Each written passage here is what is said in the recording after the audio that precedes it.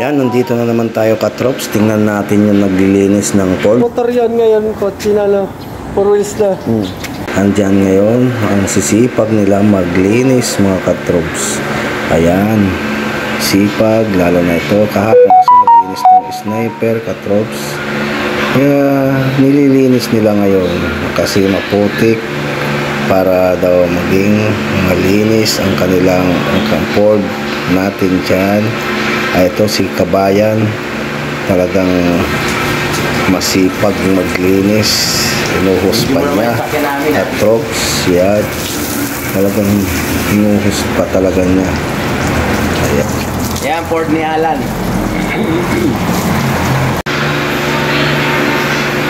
Talagang tinitingnan natin paano sila maglinis ng sasakyan katrops yan.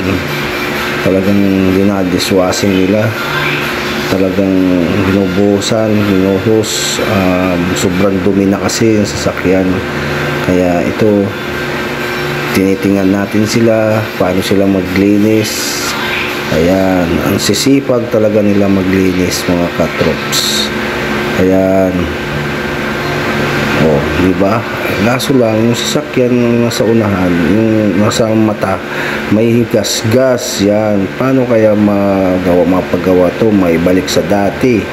Ayan, oh, laki ng gas-gas niya. Ayan, talagang linis na linis yung pagka nila, talagang sinusungkit-sungkit talaga nila paglinis mga katrops. Talagang pulido talaga. Ayan, oh.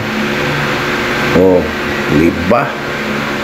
Ganda na lang, puting-puti na yung sasakyan, oh. Linis na linis. Dati, kanina kasi